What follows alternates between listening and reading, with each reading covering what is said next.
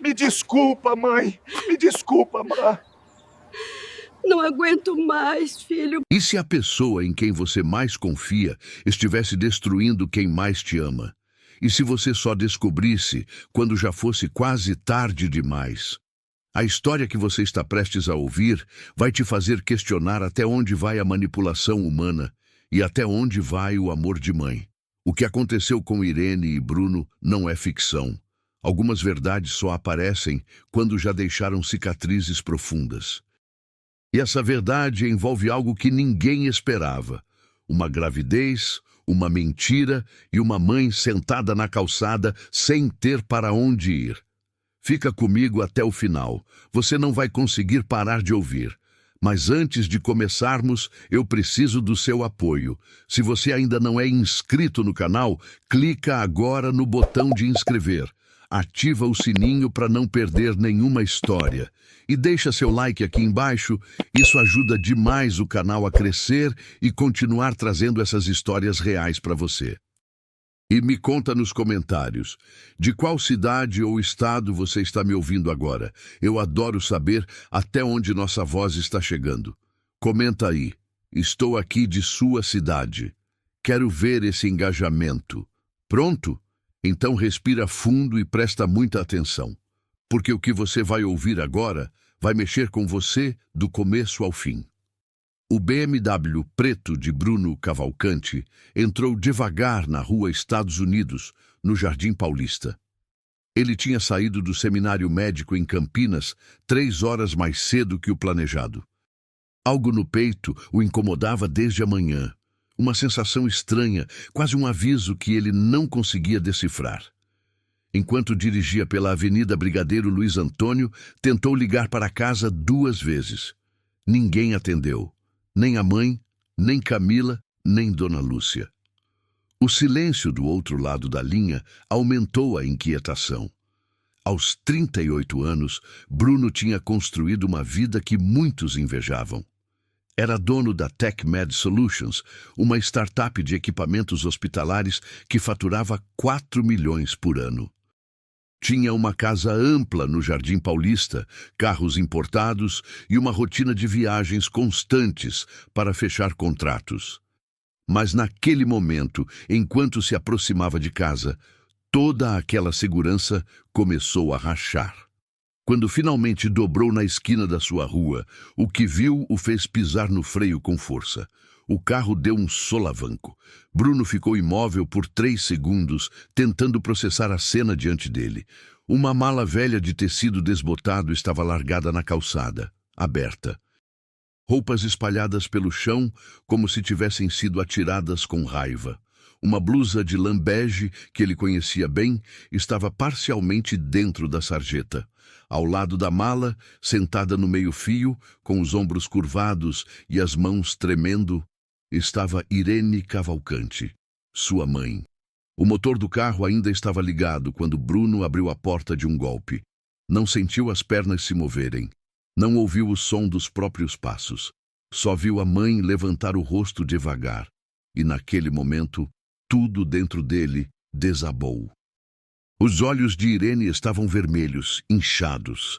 Ela segurava um lenço de pano úmido, amassado nas mãos. Quando o reconheceu, a expressão dela mudou. Não era alívio, era vergonha. Mãe! A voz de Bruno saiu fraca, quase sem ar. Mãe, o que aconteceu? Irene desviou o olhar, como se não pudesse suportar encará-lo. Dona Lúcia, a empregada que trabalhava com a família há 12 anos, estava agachada ao lado dela, com o rosto também marcado por lágrimas. Mais atrás, encostada na parede da casa, Fernanda, a assistente administrativa da empresa de Bruno, olhava para o chão com as mãos cruzadas, claramente desconfortável. E lá, parada na porta da casa, com os braços cruzados e uma expressão fria como mármore, estava Camila Fonseca. O cabelo castanho perfeitamente escovado, a blusa branca impecável, a postura ereta. Ela segurava o celular na mão direita, como se tivesse acabado de terminar uma ligação. Quando viu Bruno, seu rosto mudou. Não foi um susto, foi cálculo. Ela ensaiou surpresa. Amor, começou, mas Bruno não a ouviu. Ele se ajoelhou ao lado da mãe. Suas mãos tocaram os ombros trêmulos de Irene, sentindo o corpo dela estremecer, como se cada músculo estivesse à beira do colapso. Mãe, por favor, me olha! A voz dele agora estava firme, mas carregada de desespero. O que está acontecendo? Por que você está aqui fora? Por que suas roupas estão... Ele olhou para a mala aberta, para as peças jogadas no chão. Sua respiração ficou mais pesada. Quem fez isso com a senhora? Irene apertou o lenço contra o rosto, tentando conter um soluço. Dona Lúcia tocou de leve no ombro dela, como quem diz: pode falar, eu estou aqui. A idosa respirou fundo, trêmula, e finalmente conseguiu sussurrar: Eu não tenho onde dormir, meu filho. As palavras caíram sobre Bruno como um peso esmagador. Ele piscou várias vezes, tentando processar o que acabara de ouvir. Não tenho onde dormir. Sua mãe. A mulher que trabalhou 3 turnos como professora para pagar sua faculdade de engenharia. A mulher que vendeu o próprio carro para ele abrir a primeira empresa. A mulher que nunca pediu nada para ninguém. Como assim não tem onde dormir? A voz dele subiu, quebrando no meio. A senhora mora aqui, essa é a sua casa. Irene balançou a cabeça devagar, ainda sem conseguir encará-lo. Bruno sentiu algo virar dentro do peito. Não era só raiva. Era uma mistura de culpa, choque e fúria que ele nunca tinha sentido antes. Ele se levantou devagar, girando o corpo em direção à porta da casa. Seus olhos encontraram os de Camila. Ela ainda estava parada ali, segurando o celular, mas agora seu rosto tinha outra expressão, defensiva. Bruno, antes que você tire conclusões precipitadas... Ela começou com aquela voz doce e controlada que usava quando queria parecer razoável. Tire conclusões? Bruno deu um passo em direção a ela e pela primeira vez em 3 anos de relacionamento, Camila recuou. Eu chego em casa e encontro minha mãe sentada na rua com as roupas jogadas no chão. E você quer que eu não tire conclusões? Camila levantou as mãos em um gesto de calma, mas sua voz saiu tensa. Ela estava ficando impossível, Bruno. Eu tentei conversar com você várias vezes, mas você nunca está em casa. Ela não respeita meu espaço, não respeita nossas decisões como casal. Espaço? Bruno riu, mas era um riso amargo, perigoso. Você expulsou minha mãe por causa de espaço? Eu não expulsei. Camila elevou a voz pela primeira vez, e aquilo foi um erro. Bruno viu a máscara rachar. Eu apenas sugeri que seria melhor para ela e para nós se ela buscasse outras opções. Ela que escolheu fazer esse drama, sentar aí na rua, como se fosse uma mendiga para te manipular. O silêncio que se seguiu foi cortante. Dona Lúcia levantou-se devagar. Fernanda virou o rosto, claramente chocada com o que acabara de ouvir. Bruno deu mais 2 passos em direção a Camila. Ele nunca a tinha visto com aquele olhar antes. Não era o empresário bem-sucedido. Não era o marido apaixonado. Era o filho que acabara de ver a mãe humilhada. Manipular!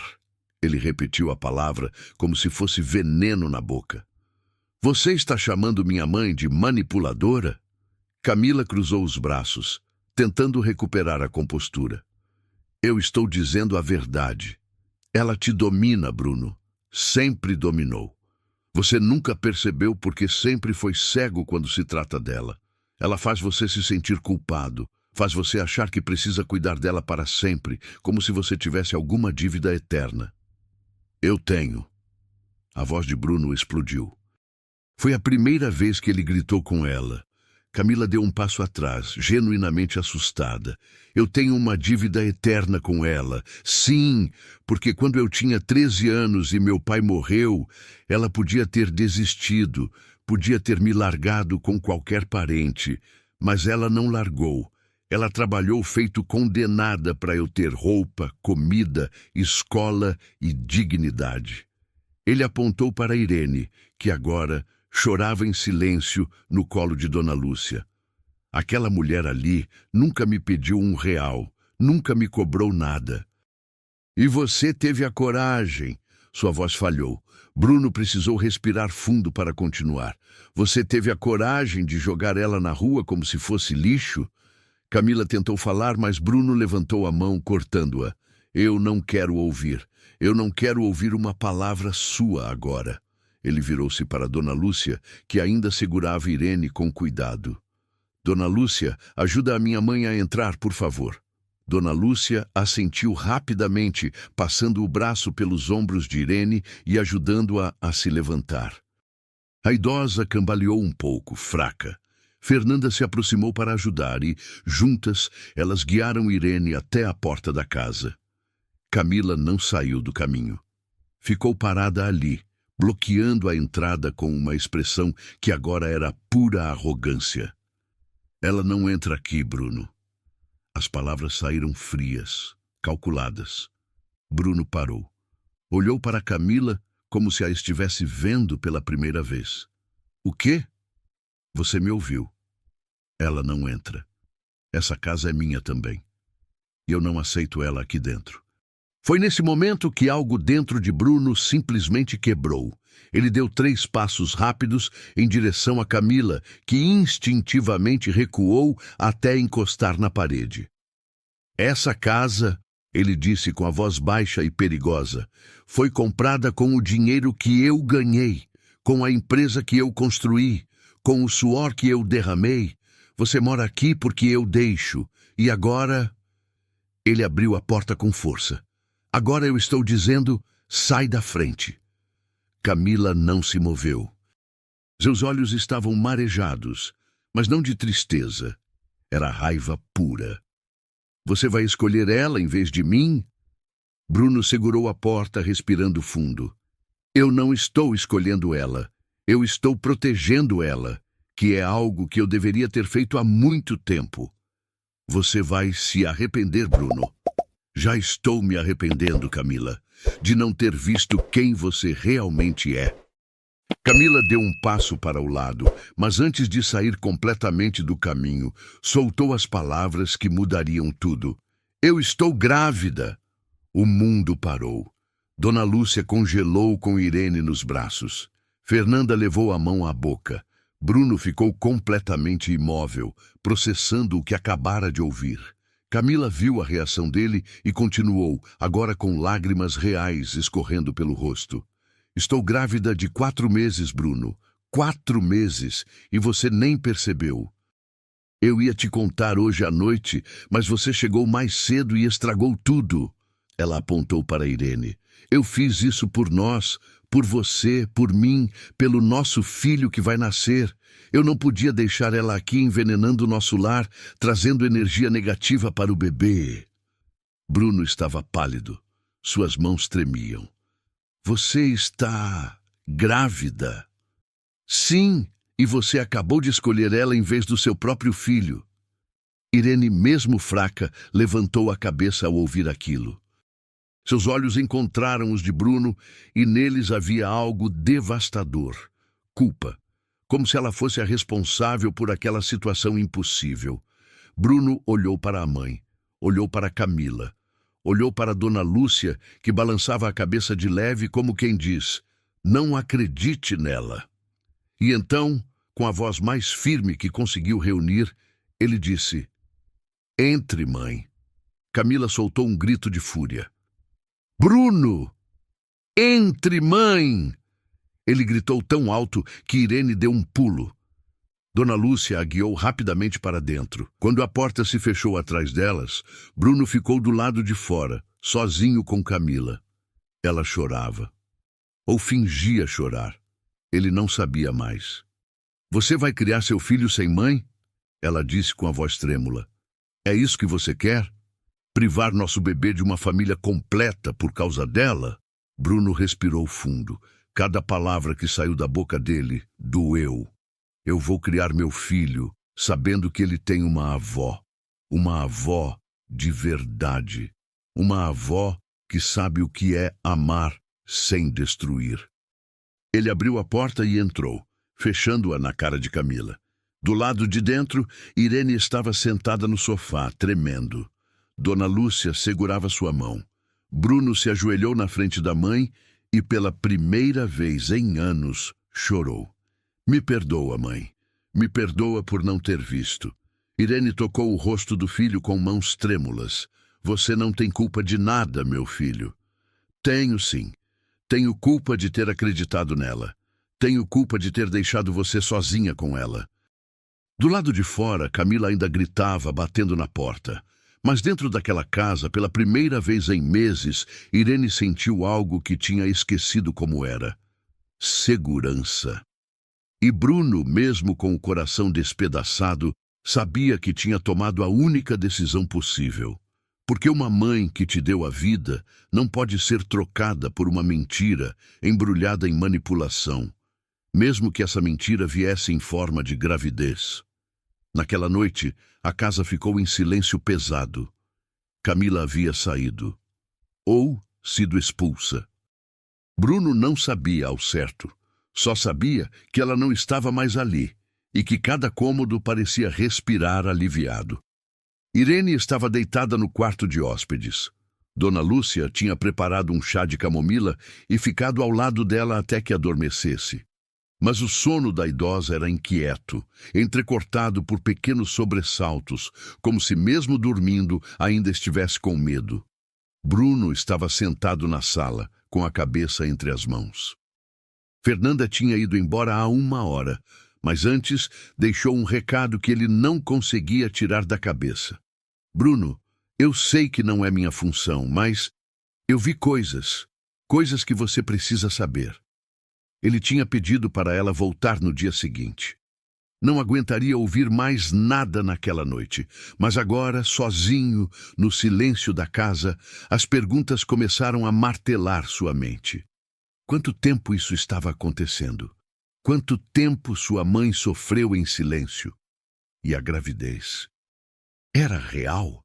Ou mais uma manipulação? Ele pegou o celular. Tinha 23 mensagens de Camila. Não abriu nenhuma. Apenas bloqueou o número e jogou o aparelho no sofá. Quando subiu para o quarto, viu luz acesa embaixo da porta do quarto de hóspedes. Bateu de leve. Mãe? Pode entrar, filho. Irene estava sentada na cama, com as costas apoiadas na cabeceira. Seu rosto estava mais calmo, mas os olhos ainda carregavam aquele peso. Bruno sentou na beirada da cama. A senhora conseguiu dormir? Um pouco. Ela deu um sorriso fraco. Faz tempo que eu não durmo direito. Bruno sentiu o peito apertar. Quanto tempo, mãe? Quanto tempo isso estava acontecendo? Irene desviou o olhar, mexendo nos dedos. Era um gesto que ela fazia desde que ele era criança, quando estava nervosa. Uns 6 meses, mais ou menos. 6 meses? A voz de Bruno saiu mais alta do que pretendia.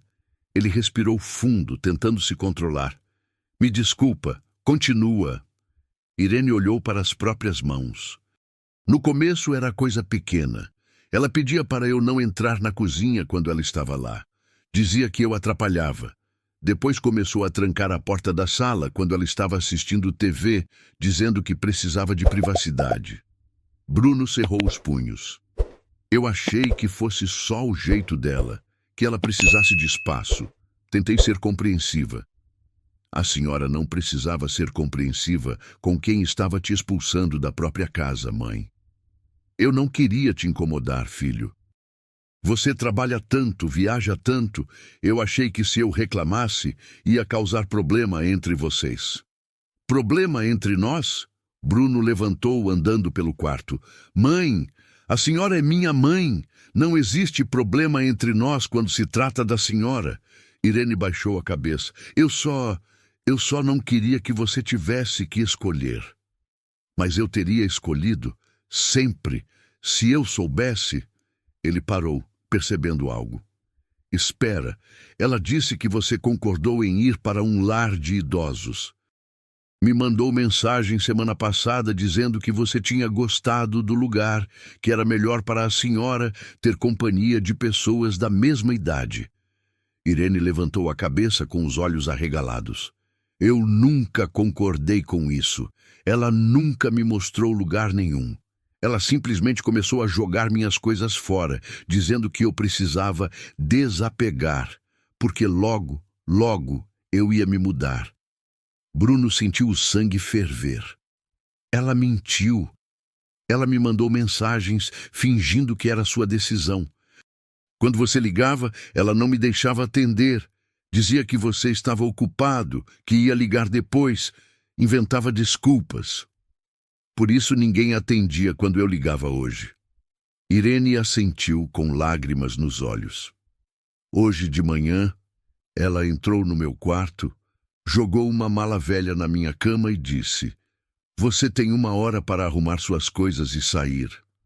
Quando eu perguntei para onde eu ia, ela disse: "Não é problema meu."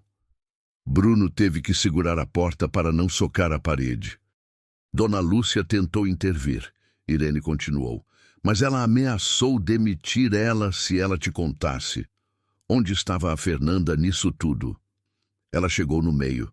Camila tinha ligado para ela dizendo que você precisava dela aqui urgente para pegar uns documentos. Mas quando Fernanda chegou, me viu sendo colocada para fora. Foi ela quem não deixou Camila me empurrar para a rua. Bruno fechou os olhos tentando controlar a fúria. "E a gravidez, mãe? A senhora sabia?" Irene balançou a cabeça. "Não, mas não me surpreende que ela tenha usado isso agora." "Como assim?" "Filho, nos últimos meses, ela fez de tudo para me afastar de você. Inventava que eu tinha dito coisas que eu não disse. Distorcia conversas. Quando você chegava do trabalho, ela sempre tinha uma história nova sobre como eu tinha sido difícil com ela." Bruno sentou novamente na cama, com a cabeça baixa. "Eu acreditei nela, todas as vezes." "Você confiava nela. Não é culpa sua." "É sim, porque eu te conheço há 38 anos, mãe." "Eu deveria saber que a senhora nunca faria as coisas que ela dizia." Houve um momento de silêncio. Depois, Irene perguntou com a voz trêmula: "O bebê, você acha que é real?" "Não sei, mas vou descobrir. E se for?" Bruno olhou para a mãe. "Se for, eu vou ser pai. E meu filho vai ter uma avó incrível. Mas não vai ter uma mãe manipuladora morando na mesma casa que ele."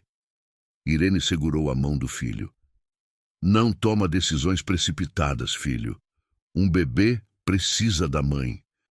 E uma mãe precisa de dignidade, que é o que eu deveria ter te dado desde o começo." Na manhã seguinte, Bruno acordou determinado. Tinha dormido mal, mas com um propósito claro na mente. Às 9 horas, Fernanda chegou. Ela trazia uma pasta de documentos e uma expressão séria. "Você disse que tinha visto coisas." Bruno começou, servindo café para ela na cozinha. "Que coisas?" Fernanda respirou fundo. "Bruno, eu não queria me intrometer, mas depois de ontem, eu acho que você precisa saber." Pode falar." "Há 3 meses, Camila me pediu para fazer uma transferência da conta conjunta de vocês, 220 mil reais." Bruno quase derrubou a xícara. "O quê?" "Ela disse que era para uma reforma na casa, que você tinha autorizado. Como ela tinha acesso à conta e você sempre deixava ela gerenciar as despesas domésticas, eu não questionei. Eu nunca autorizei reforma nenhuma. Eu sei disso agora. Na época, acreditei nela."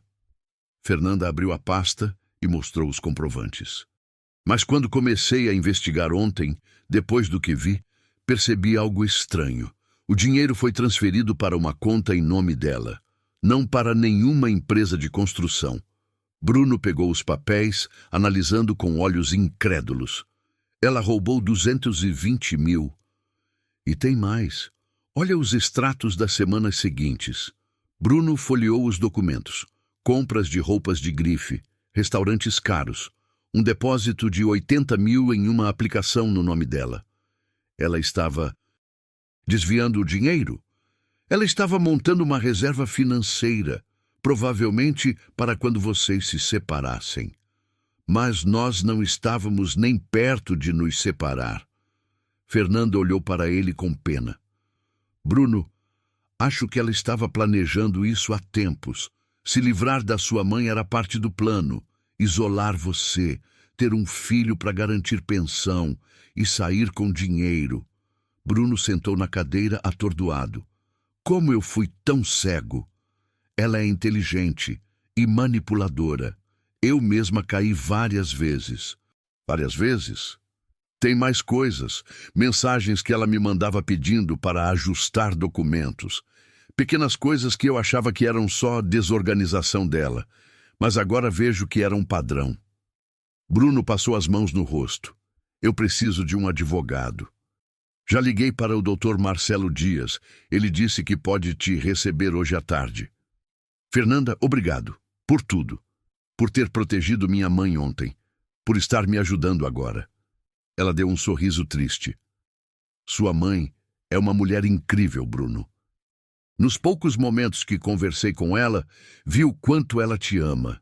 Ninguém merece ser tratado do jeito que Camila tratou ela. Naquele momento, Dona Lúcia entrou na cozinha com uma expressão preocupada.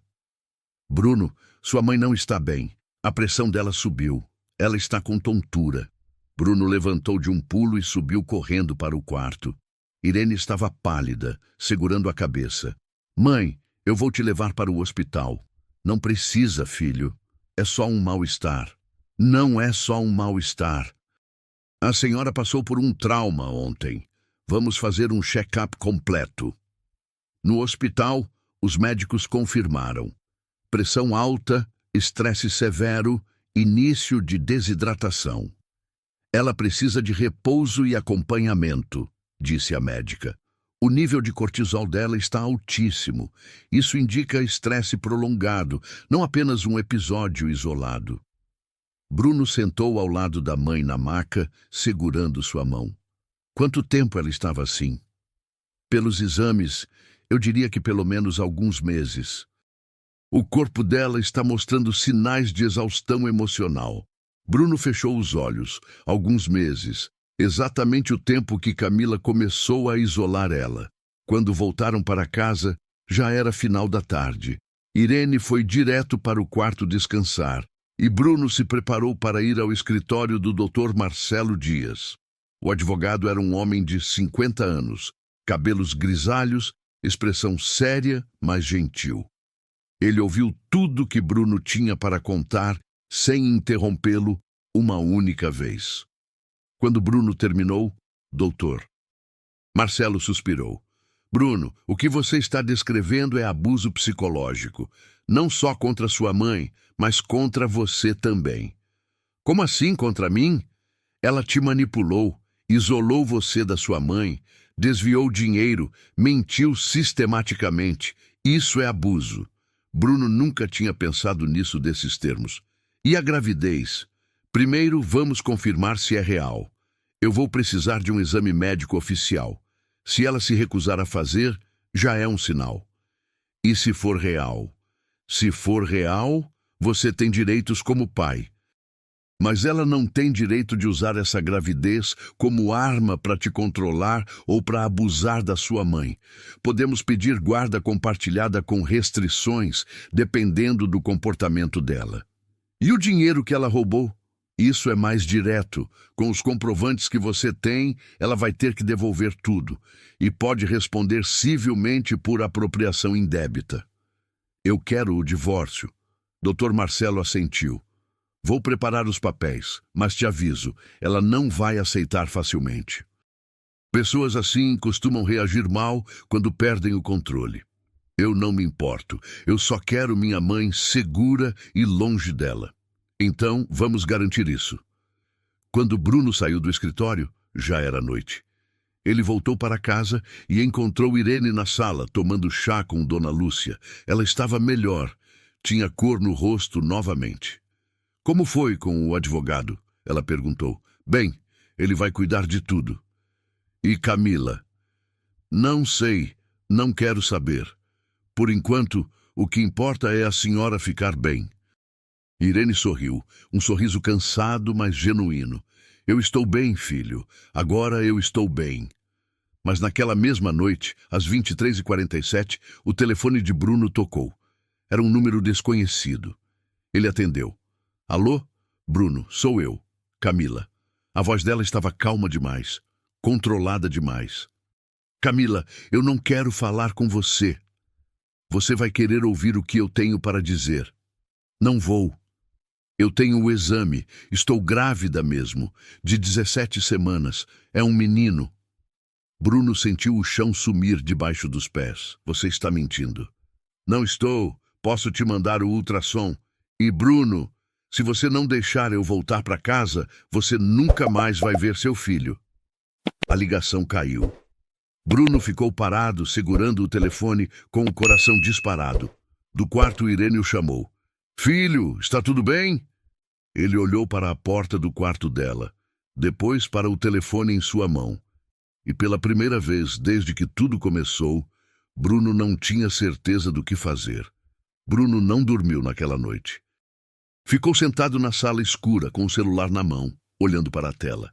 Às 2h da manhã, a mensagem chegou. Um PDF com o ultrassom, 17 semanas e 4 dias. Sexo masculino. Ele ampliou a imagem. Ali estava, pequeno, mas real, seu filho. E embaixo, uma nova mensagem de Camila. Você vai deixar ele crescer sem pai ou vai me deixar voltar para casa? Bruno trancou o celular e jogou no sofá. Subiu para o quarto de hóspedes e bateu de leve na porta. Mãe, a senhora está acordada? Estou, filho. Pode entrar. Irene estava sentada na cama com um livro no colo, mas claramente sem conseguir ler. Bruno sentou ao lado dela e mostrou o ultrassom. É real. Ela está grávida. Irene olhou para a imagem por longos segundos. Um menino. É. Houve um silêncio pesado. Depois Irene segurou a mão do filho. Você sabe o que tem que fazer. Não, mãe. Eu não sei. Você precisa ser pai desse menino, independente de tudo. Mas como? Como eu vou criar um filho com uma mulher que fez isso com a senhora? Irene apertou a mão dele. Você não precisa estar com ela para ser pai. Você precisa estar presente para o seu filho. Ela disse que se eu não deixar ela voltar, ela não vai me deixar ver ele. Ela não pode fazer isso. Existem leis. Leis demoram, mãe. E enquanto isso, ele vai nascer e crescer longe de mim. Então você luta, mas não volta para ela. Porque se você voltar, não é só a minha vida que ela vai destruir, é a sua também. E no final, a do seu filho. Bruno sabia que a mãe tinha razão, mas o peso da decisão era esmagador. Na manhã seguinte, às 8h, ele ligou para Dr. Marcelo. Ela mandou o ultrassom. É real. Houve uma pausa do outro lado da linha. Bruno, isso muda algumas coisas, mas não muda o fundamental. Você tem direito de ser pai. Ela não pode te impedir. Ela disse que vai, e nós vamos impedir ela. Vou entrar com uma ação de guarda compartilhada preventiva. Antes mesmo do bebê nascer, o juiz vai determinar os direitos de ambos. E se ela sumir com ele? Por isso vamos agir rápido, hoje mesmo. Às 10h, Bruno estava no escritório da TecMed quando Fernanda entrou com o rosto pálido. Bruno, tem uma mulher aqui. Ela disse que conhece Camila. Quem? Ela não quis dar o nome. Diz que é urgente. Bruno desceu até a recepção. Uma mulher de cerca de 50 anos, cabelos curtos, expressão séria, esperava de pé. Você é Bruno Cavalcante? Sou.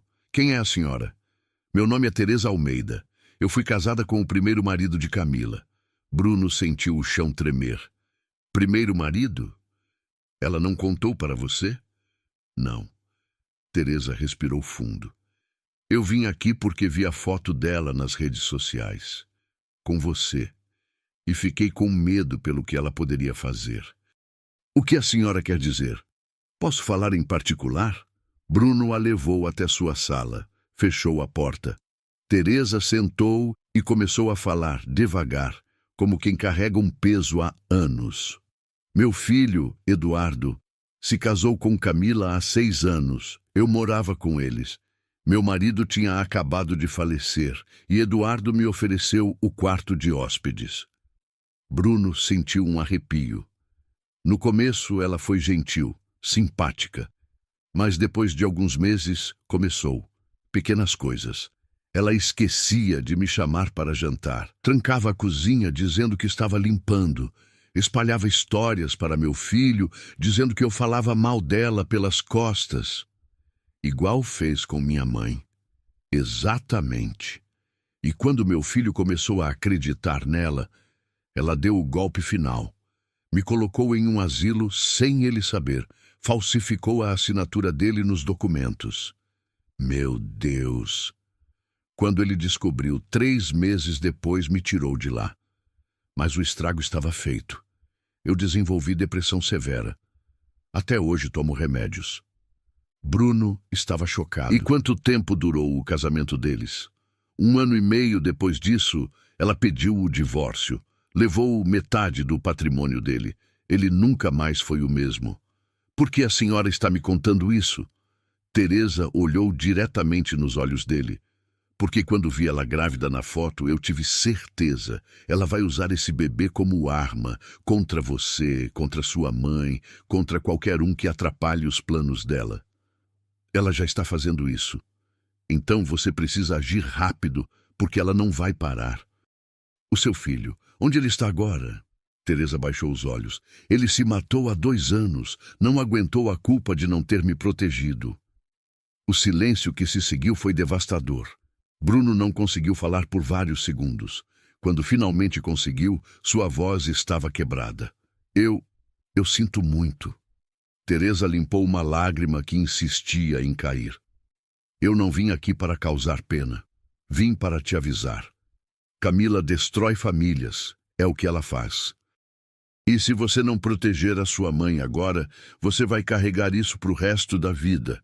Ela levantou, deixando um cartão com seu telefone em cima da mesa. Se precisar de testemunha para alguma coisa, me liga. Eu vou depor contra ela, com prazer. Quando Teresa saiu, Bruno ficou sozinho no escritório, processando tudo o que tinha ouvido.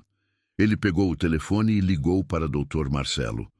Doutor, eu preciso que você entre com o divórcio hoje e com a ação de guarda.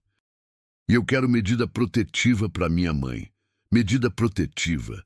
Quero que Camila fique legalmente proibida de se aproximar dela. Bruno, isso é sério. Você tem provas? Tenho testemunhas. E vou ter mais. Naquela tarde, Bruno foi até a casa onde Camila estava hospedada. Era a casa da irmã dela, em Pinheiros. Ele tocou a campainha. A irmã atendeu com uma expressão desconfortável. Bruno! Eu preciso falar com ela. Camila apareceu atrás da irmã, com uma expressão triunfante. Mudou de ideia? Não, eu vim trazer isso. Ele entregou o envelope. Camila abriu. Quando viu o que era, sua expressão mudou. Pedido de divórcio? E ação de guarda. E medida protetiva para minha mãe. Você não pode fazer isso. Já fiz. Camila deu um passo à frente, com os olhos brilhando de raiva.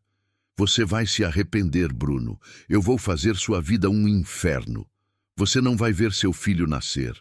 Não vai estar lá nos primeiros passos dele, nos primeiros aniversários. Eu vou garantir que você seja um pai ausente. Não vai. A voz de Bruno estava calma, mas firme. Porque eu tenho advogados, tenho testemunhas e tenho provas de tudo que você fez. Cada centavo que você roubou, cada mentira que você contou, cada abuso que você cometeu. Abuso? Eu nunca abusei de ninguém. Você expulsou uma idosa de 82 anos de casa. Você desviou 220 mil réis. Você isolou ela. Você fez isso antes com outra família. E está documentado. Camila empalideceu. Quem te contou isso? Isso não importa. O que importa é que você não vai usar meu filho como refém. Ele vai ter um pai e vai ter uma avó. E você vai ter que aceitar. Eu sou a mãe dele. E você vai ser tratada como mãe, com direitos de visita supervisionada, até que você prove que não é uma ameaça para ele. Visita supervisionada? Você está louco. Eu estou protegendo meu filho. De você. Bruno virou para sair, mas Camila o segurou pelo braço. Bruno, por favor. Eu sei que errei. Mas a gente pode consertar isso. Por ele. Ele olhou para a mão dela no seu braço. Depois, para o rosto dela. Você expulsou minha mãe, humilhou ela, roubou dela e de mim. E agora quer que eu acredite que você mudou? Eu estava errada. Eu sei disso agora. Mas eu posso mudar. Por favor, pensa no nosso filho. Eu estou pensando nele. É por isso que estou fazendo isso. Ele soltou o braço com delicadeza e saiu. Atrás dele, Camila gritou: Você vai se arrepender. Eu vou destruir você. Mas Bruno não olhou para trás. Nas semanas seguintes, a batalha legal começou.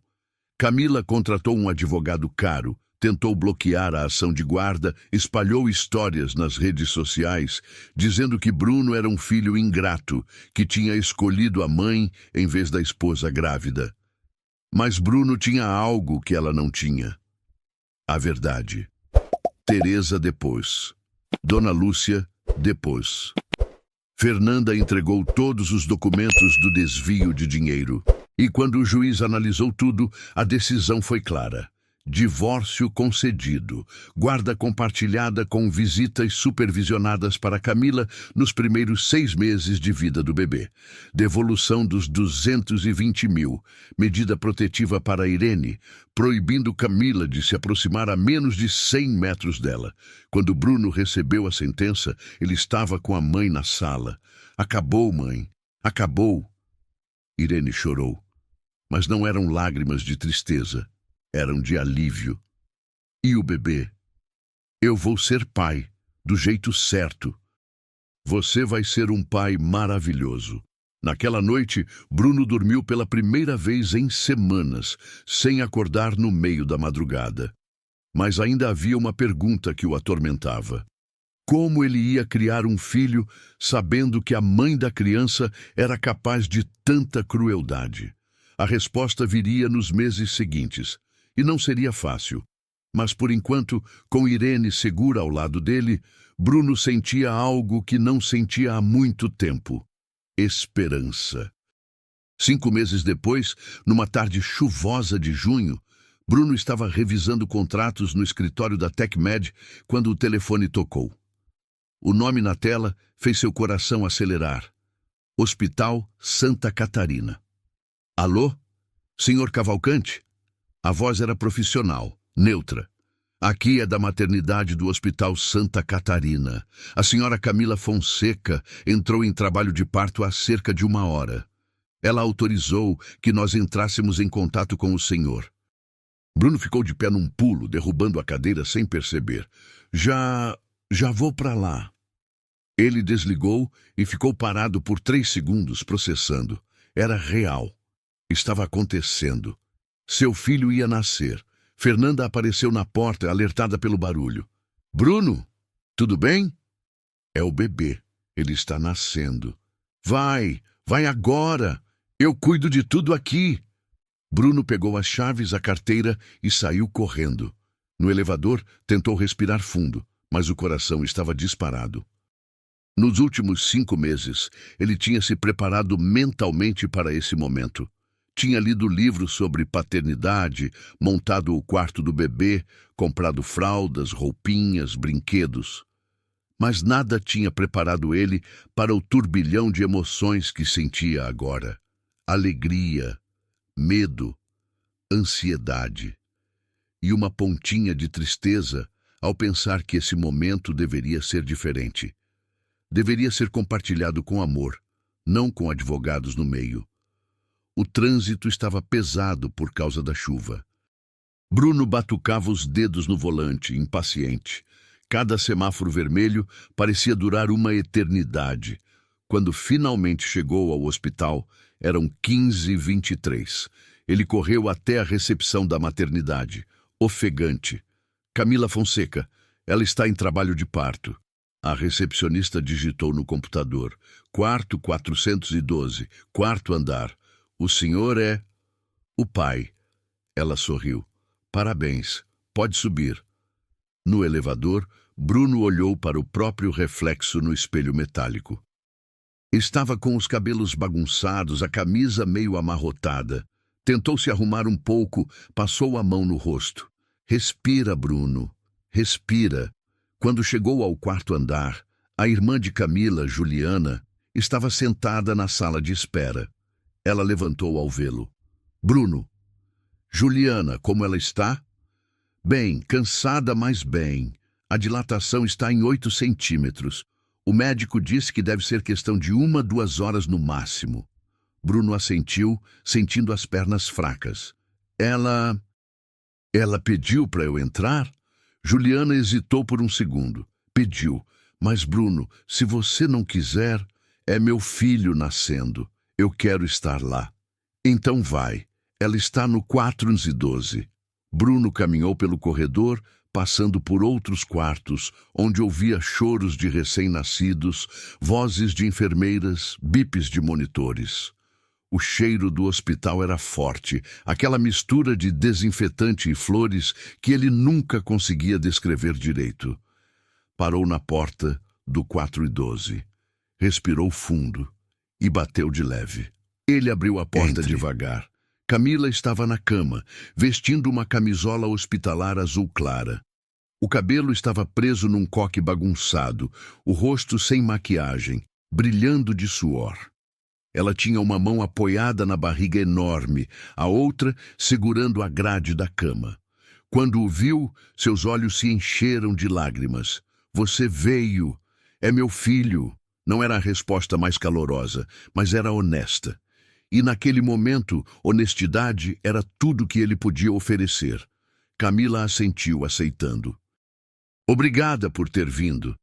Bruno puxou uma cadeira e sentou ao lado da cama, mantendo uma distância respeitosa. Como você está se sentindo? Com medo. A voz dela saiu trêmula. Muito medo. É normal, vai dar tudo certo. Houve um silêncio desconfortável. Eles não tinham se falado pessoalmente desde o dia da entrega do divórcio. Apenas mensagens curtas, através dos advogados, sobre o acompanhamento pré-natal, exames, ultrassons. Camila olhou para as próprias mãos. Bruno, eu sei que você me odeia. Eu não te odeio, Camila. Ele disse isso com uma calma que surpreendeu até a ele mesmo. Eu só não confio em você, e não sei se um dia vou confiar de novo. Ela fechou os olhos, apertando a grade da cama quando uma nova contração veio. Bruno viu o rosto dela se contorcer de dor, o corpo inteiro se tensionar. Sem pensar, ele segurou a mão dela. Camila a apertou com força, respirando pesado, gemendo baixinho. A contração durou cerca de 40 segundos. Quando passou, ela soltou a mão dele e limpou as lágrimas. Desculpa. Você não precisa pedir desculpa por sentir dor. Não é pela dor, é por tudo. Bruno não respondeu. Porque algumas desculpas não se aceitam com palavras. Se aceitam com tempo. E o tempo ainda não tinha passado o suficiente. Uma enfermeira entrou, alegre, carregando uma prancheta. Como estamos aqui, vamos fazer um exame de toque para ver como está a dilatação, tá bom? Bruno levantou. Eu vou sair. Não. Camila segurou o pulso dele. Fica, por favor. Ele hesitou, mas assentiu. A enfermeira fez o exame rapidamente, com eficiência profissional. 9 centímetros. Logo, logo vamos para a sala de parto. Você está indo muito bem, querida. Quando a enfermeira saiu, Camila começou a chorar de verdade. Não era choro de dor física. Era outra coisa. Eu tenho tanto medo de ser uma mãe ruim. Bruno olhou para ela. Viu ali não a mulher que tinha expulsado sua mãe. Viu uma mulher assustada, prestes a trazer uma vida ao mundo, sozinha. Você não vai ser uma mãe ruim, Camila. Você cometeu erros graves, mas isso não define quem você vai ser para ele. E se eu estragar tudo? E se eu machucá-lo como machuquei sua mãe? Não vai, porque você vai ter supervisão, vai ter limites, e ele vai ter um pai presente para proteger ele se necessário. Camila assentiu, limpando o rosto. Sua mãe, ela está bem? Bruno ficou surpreso com a pergunta. Está. Ela está feliz. Esperando conhecer o neto. Ela quer conhecer ele, mesmo depois de tudo que eu fiz? Ela não é como você, Camila. Ela não guarda rancor. Ela só quer que a família seja feliz. Uma nova contração veio, mais forte, mais longa. Camila gritou, apertando a mão de Bruno com tanta força que as unhas cravaram na pele dele. Ele não reclamou. Apenas segurou firme, dizendo baixinho: respira, respira comigo. Inspira, expira, inspira, expira. Quando a contração passou, Camila estava exausta. Não aguento mais. Aguenta sim, você é mais forte do que pensa. Eram 17h15 quando o médico entrou, já com um avental cirúrgico. Tudo pronto? Vamos ter um bebê. A equipe médica mobilizou rapidamente. Bruno foi orientado a vestir um avental descartável, colocar uma touca máscara. Quando olhou no espelho do banheiro, mal se reconheceu. Você vai ser pai, Bruno. Pai. Camila foi levada numa cadeira de rodas até a sala de parto. Bruno seguiu ao lado, segurando a mão dela. Os corredores pareciam infinitos. As luzes brancas no teto passavam num ritmo hipnótico. Na sala de parto, tudo era muito branco, muito iluminado. Tinha uma equipe de 6 pessoas. O obstetra, a pediatra, 2 enfermeiras, uma anestesista e uma auxiliar. Camila foi ajudada a subir na mesa. Bruno ficou ao lado da cabeça dela, como instruído. Ok, Camila. Na próxima contração você vai fazer força. Tudo bem? Você consegue. Eu não consigo. Consegue sim. Bruno disse, surpreendendo a si mesmo com a firmeza. Você já chegou até aqui, agora só falta conhecer ele. A contração veio. Camila fez força, gritando.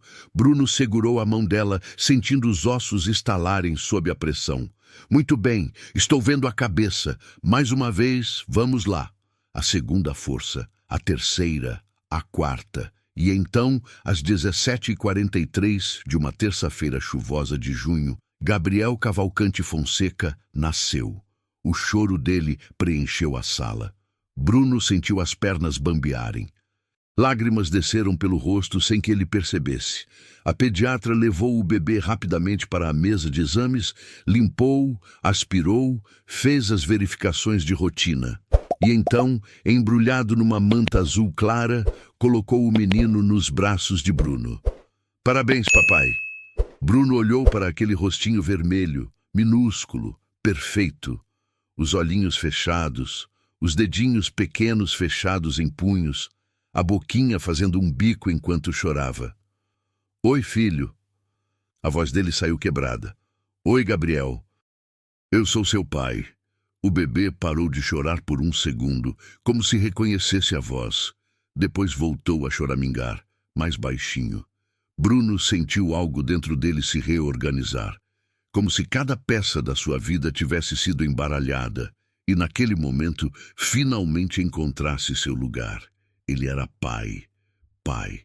Camila, ainda na mesa, chorava também. Ele é perfeito? Ele é perfeito. Bruno levou o bebê até ela. A enfermeira ajustou Camila para que ela pudesse segurar o filho. Quando Gabriel foi colocado no colo dela, Camila o abraçou, como se fosse a coisa mais preciosa do mundo. Oi, meu amor. Oi, meu filho. A mamãe te ama tanto.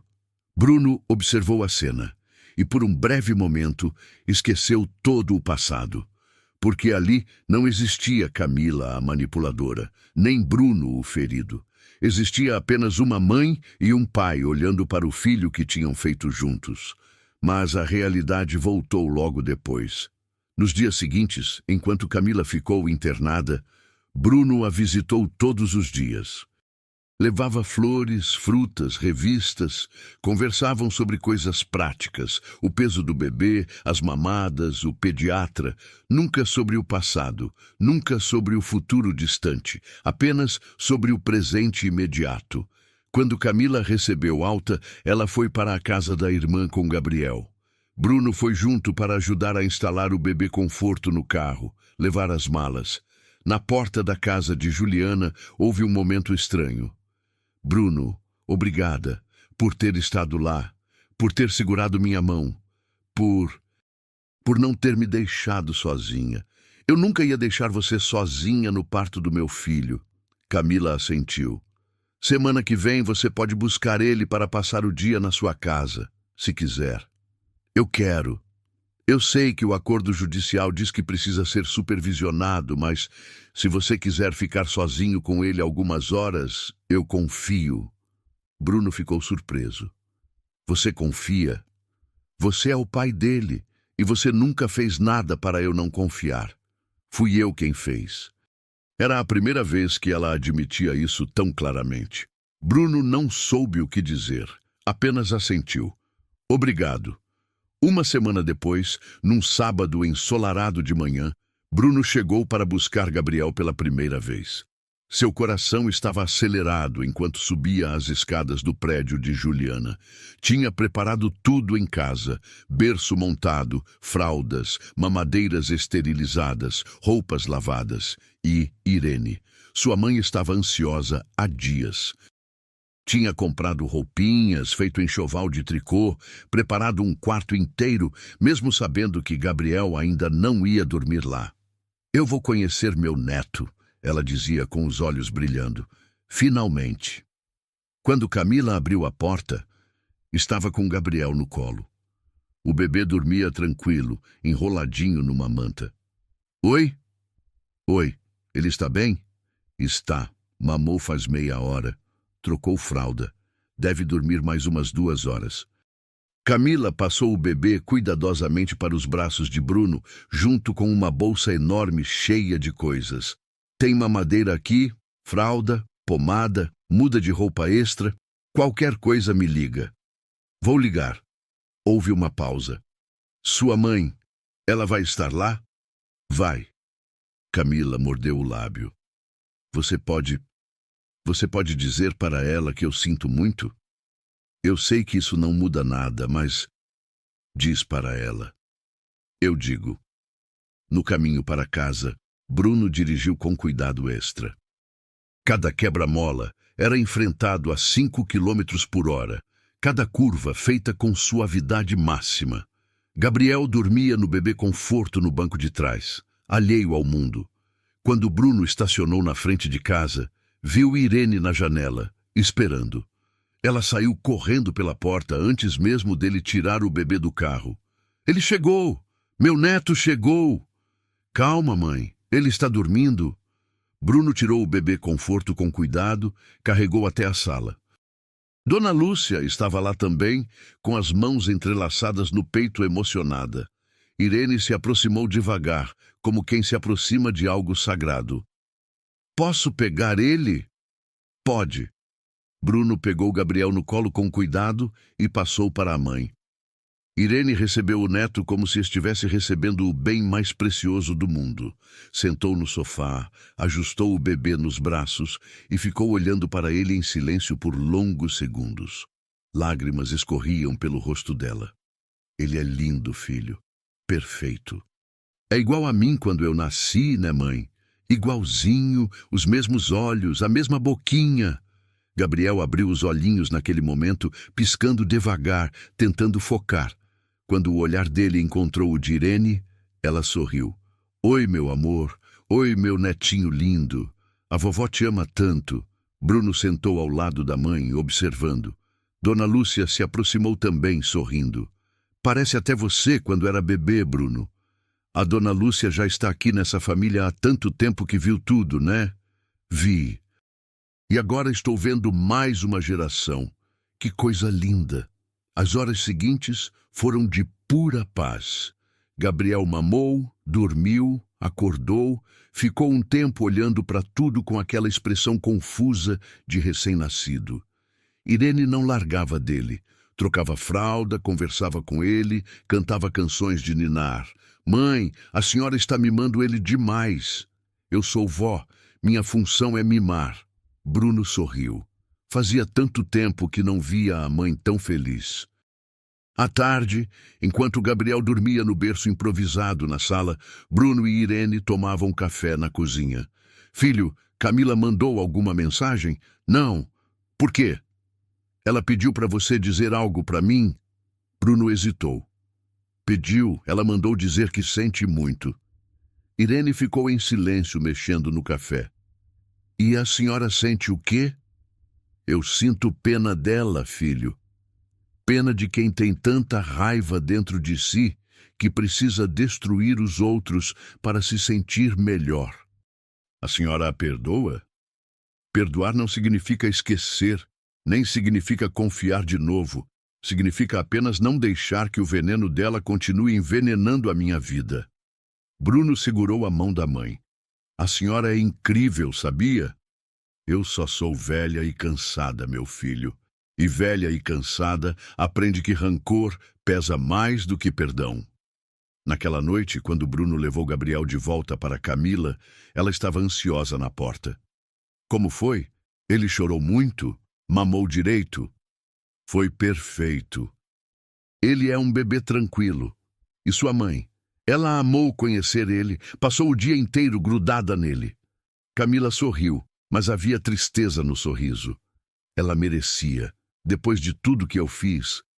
Camila, olha, eu não vou fingir que está tudo bem entre nós. Não está. Mas a gente precisa aprender a coexistir por ele, entende? Não precisa ser amizade, não precisa ser amor, mas precisa ser respeito. Eu sei. E eu vou tentar. Eu juro que vou tentar ser melhor. Então começa tentando. Um dia de cada vez. Nos meses seguintes, uma rotina se estabeleceu. Gabriel passava 3 dias por semana com Bruno e Irene, 2 dias com Camila. Os fins de semana eram alternados. Camila nunca mais tentou manipular, nunca mais usou o filho como arma. Talvez porque percebeu que não funcionaria, ou talvez porque finalmente amadureceu. Bruno nunca saberia ao certo, mas o que ele sabia é que Gabriel estava crescendo cercado de amor, com um pai presente, com uma avó que o adorava. E com uma mãe que, apesar dos erros do passado, genuinamente o amava também. 3 meses após o nascimento de Gabriel, enquanto Bruno estava no escritório da TecMed, Fernanda entrou com uma expressão estranha. Bruno, tem uma mulher aqui. Ela disse que é assistente social e precisa falar com você. Sobre o quê? Sobre idosos vítimas de abuso familiar. Bruno franziu a testa, mas pediu para ela entrar. Uma mulher de cerca de 65 anos, bem vestida, cabelos grisalhos presos num coque, entrou com uma pasta na mão. Senhor Cavalcante, meu nome é Carmen Dias. Sou assistente social voluntária da ONG Sempre Dignidade. Em que posso ajudar? Carmen sentou na cadeira em frente à mesa dele. Eu li sobre seu caso, sobre o que aconteceu com sua mãe, sobre como o senhor enfrentou a situação, protegeu ela, buscou justiça, e sobre como o senhor tem um filho agora e está criando ele ao lado dela. E a senhora leu tudo isso onde? O processo é público. E algumas pessoas da comunidade jurídica comentaram sobre o caso. Ele chamou a atenção porque é raro ver filhos realmente protegendo os pais idosos dessa forma. Bruno não sabia se sentia orgulho ou desconforto com a exposição. Ok, mas o que a senhora quer de mim? Carmen abriu a pasta. Eu trabalho há 15 anos com idosos vítimas de abuso familiar. Sabe quantos casos atendemos só no último ano em São Paulo? Não. Mais de 40 mil. Bruno sentiu o impacto do número. 40 mil? Sim, e esses são apenas os casos reportados. A maioria nunca denuncia. Por quê? Medo, vergonha, dependência financeira, ou simplesmente porque não querem causar problema para os filhos que ainda os amam. Bruno pensou na mãe, em como ela sofreu em silêncio por 6 meses, em como quase foi tarde demais. O que a senhora está propondo? Eu vim aqui porque a gente precisa de mais recursos, mais visibilidade. E eu pensei, o senhor tem uma empresa de sucesso, tem experiência pessoal com o tema, tem credibilidade. Talvez o senhor pudesse ajudar a criar algo maior. Como? Um projeto dentro da sua empresa.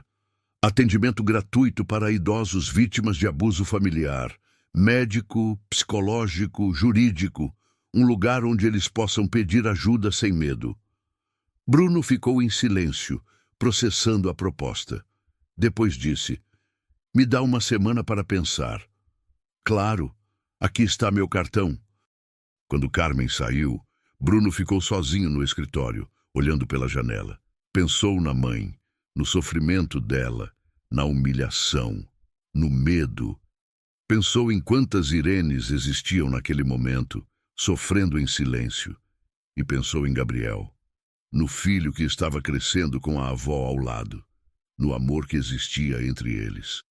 Pegou o telefone e ligou para casa. "Alô? Oi, mãe. Posso falar com a senhora?" "Claro, filho. O que houve?" "Veio uma mulher aqui hoje, uma assistente social. Ela me fez uma proposta." Bruno contou tudo. Carmen, os números, a ideia do projeto. Quando terminou, houve silêncio do outro lado.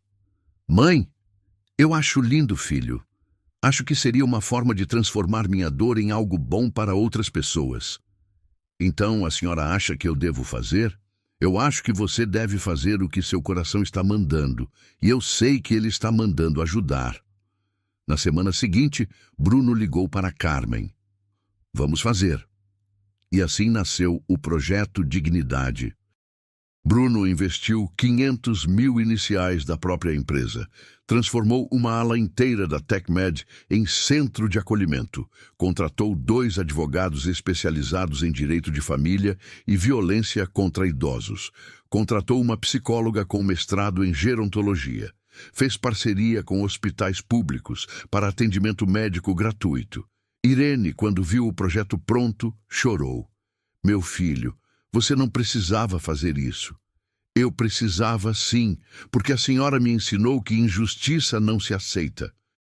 Se enfrenta. Seu pai ia estar tão orgulhoso de você." "Eu espero que sim, mãe. Eu espero que sim." O Projeto Dignidade foi lançado numa tarde de sábado, com presença de imprensa, autoridades locais e dezenas de pessoas interessadas. Bruno fez um discurso curto, mas que saiu do fundo do coração. "Minha mãe quase foi destruída por alguém que deveria protegê-la. E eu quase deixei isso acontecer por não enxergar os sinais. Esse projeto existe para que outras famílias não passem pelo que nós passamos, para que outros filhos não acordem tarde demais, para que outras mães não precisem sentar na calçada da própria casa sem ter para onde ir." A plateia aplaudiu de pé. Nos primeiros 3 meses, eles atenderam 52 casos. Histórias parecidas com a de Irene. Idosos sendo isolados, humilhados, roubados, expulsos por familiares. Noras, genros, até filhos biológicos. Bruno atendia cada caso pessoalmente, ouvia as histórias. E em cada história, via um pedaço da própria mãe. 1 ano após encontrar Irene sentada na calçada com as malas abertas, Bruno estava no jardim da casa. Era uma manhã de sábado, com sol suave e pássaros cantando. Ele tinha plantado uma árvore, um ipê roxo, a árvore favorita do pai. Irene estava ao lado dele, segurando Gabriel no colo. O menino tinha 9 meses agora, gordo, sorridente, balbuciando coisas incompreensíveis. "Seu avô ia gostar disso", Irene disse, olhando para a árvore pequena plantada na terra úmida. "Eu sei. Eu queria uma forma de lembrar dele e de lembrar do dia em que quase perdi você. Você não me perdeu. Mas quase. E isso muda tudo, mãe. Isso muda tudo." Gabriel esticou as mãozinhas gordas em direção à árvore, como se quisesse tocar as folhas verdes. Gá! Gá! Ele balbuciou. Irene sorriu. "Ele vai crescer vendo essa árvore crescer. E vai saber a história dela. A história da avó que foi jogada fora e voltou. A história do pai que aprendeu a enxergar. E a história do amor que sobreviveu ao pior." Dona Lúcia apareceu na porta da cozinha. "Bruno, tem uma ligação para você. É a doutora Carmen." Bruno entrou e atendeu. "Doutora Carmen?" "Bruno, desculpa ligar no sábado, mas acabou de chegar um caso grave. Uma senhora de 78 anos. A nora expulsou ela de casa ontem à noite. Ela está na delegacia agora, sem ter para onde ir. Consegue vir? Bruno olhou pela janela. Viu Irene no jardim com Gabriel cantando baixinho para ele. Eu vou até aí agora. Manda o endereço. Quando desligou, Irene estava na porta com o neto. Você vai sair? Vou. Tem uma senhora que precisa de ajuda. Irene sorriu, aquele sorriso que ele conhecia desde criança. Então vai, eu cuido do Gabriel. Eu sei, mãe. Eu sempre soube. Ele beijou a testa da mãe. Depois beijou a bochecha gordinha do filho. E saiu. Na rua, enquanto dirigia em direção à delegacia, Bruno pensou em tudo o que tinha acontecido no último ano. A dor, a raiva, a descoberta, a luta, o nascimento de Gabriel, o projeto Dignidade. E percebeu que nada tinha sido em vão. Tudo tinha um propósito. Sua mãe sofreu para que ele aprendesse a enxergar. Ele enfrentou para que outras pessoas tivessem coragem de enfrentar também. E agora, cada pessoa que ele ajudava era uma forma de honrar não só a mãe, mas todas as mães que sofriam em silêncio. Quanto a Camila, ela eventualmente refez a vida. 1 ano e meio depois do nascimento de Gabriel, ela começou a namorar alguém. Um homem mais velho, divorciado, pai de 2 filhas adultas. Bruno encontrou com ele algumas vezes, quando iam buscar ou deixar Gabriel. Parecia gente boa, respeitoso, calmo, e Bruno torcia para que dessa vez Camila tivesse aprendido. Ela nunca se desculpou formalmente com Irene, nunca pediu perdão de verdade. Mas com o tempo, nas trocas de Gabriel, começou a cumprimentar a avó. Primeiro só um aceno, depois um bom dia, depois como a senhora está. Pequenos passos. Irene nunca cobrou mais do que isso, porque algumas pessoas não conseguem pedir perdão com palavras. Pedem com gestos silenciosos, e ela estava em paz com isso. Gabriel cresceu em uma casa cheia de amor. Com um pai presente, que trabalhava duro, mas sempre reservava tempo para brincar no chão, ler historinhas, dar banho, colocar para dormir.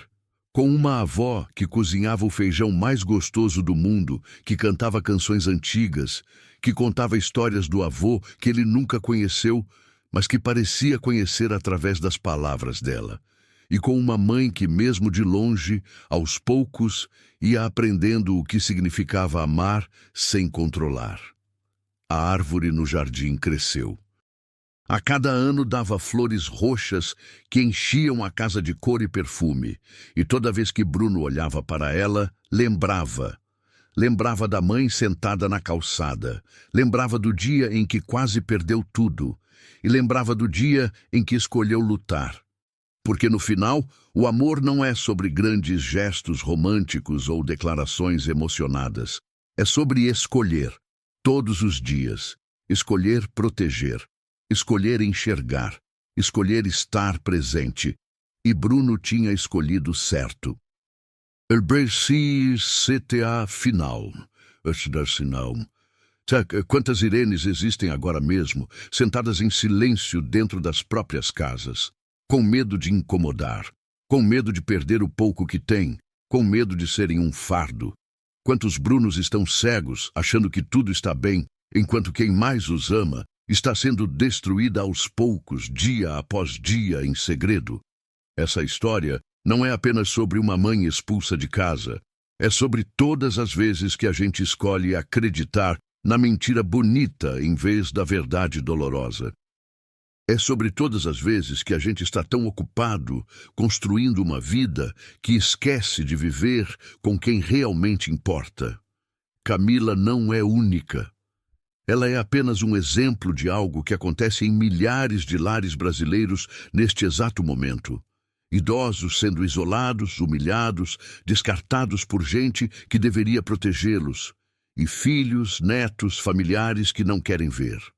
Porque ver dói. Porque ver obriga a agir. Porque ver significa admitir que algo está errado. Mas sabe o que dói mais do que ver? Perceber tarde demais. Perceber quando já não há mais tempo de consertar. Perceber quando o que resta é só arrependimento e a pergunta que nunca cala: por que eu não enxerguei antes? Se você tem uma mãe, um pai, uma avó, um avô, alguém que te criou, que te amou, que abriu mão de sonhos por você, que trabalhou dobrado para você ter dignidade, liga para essa pessoa hoje, não amanhã, não na semana que vem, hoje, agora. Pergunta como ela está, de verdade. Olha nos olhos dela. Percebe-se a tristeza escondida atrás do sorriso. Percebe-se a medo que ela não consegue verbalizar. Percebe-se a solidão que ela disfarça dizendo: está tudo bem. Porque amor que precisa se humilhar para existir não é amor. É aprisionamento, e quem ama de verdade não expulsa, não diminui, não destrói. Quem ama, acolhe, protege, enxerga. Se essa história te tocou, se você sentiu raiva ao ouvir o que Camila fez, se você sentiu alívio quando Bruno expulsou ela, se você sentiu qualquer coisa, não deixa essa emoção morrer aqui. Compartilha esse vídeo com alguém que precisa ouvir isso. Manda para aquele amigo que você sabe que está cego para o que está acontecendo com os pais dele. Manda para aquela prima que sempre reclama da sogra, mas você sabe que tem algo errado ali. Manda para quem você ama e quer lembrar de cuidar melhor de quem cuidou deles. E se inscreve no canal. Porque histórias como essa precisam ser contadas, precisam chegar em cada filho que está cego, em cada mãe que está sofrendo em silêncio, em cada pessoa que acha que está sozinha e que ninguém vai acreditar nela. Deixa seu like aqui embaixo. Isso não é só um gesto digital, é um voto de que você entendeu a mensagem. É um sinal de que você também acredita que idosos merecem dignidade. Que mães merecem respeito, que família é sobre proteger, não sobre descartar. E comenta aqui embaixo. Me conta, você conhece alguma história parecida? Já passou por algo assim? Ou você, como o Bruno, um dia acordou e finalmente enxergou a verdade? Sua interação faz essa mensagem chegar mais longe, faz o algoritmo mostrar esse vídeo para mais pessoas. E pode ser que ele chegue exatamente na pessoa que mais precisa ouvir, na mãe que está pensando em desistir, no filho que está começando a desconfiar, mas tem medo de agir, na nora que está fazendo com a sogra o que Camila fez e precisa ver o estrago que isso causa. Obrigado por ter ficado comigo até aqui, de coração. Porque você, que ficou até o final, é alguém que ainda acredita que histórias podem mudar vidas. E elas podem. Elas mudam quando são ouvidas, quando são compartilhadas, quando são transformadas em ação. Nos vemos na próxima história. Até lá, cuida de quem te ama, protege quem te protegeu, enxerga quem sempre enxergou você, porque tempo perdido não volta. Mas enquanto há tempo, há chance de fazer diferente. Um abraço forte. E não esquece, ama quem está perto, não quem está na foto.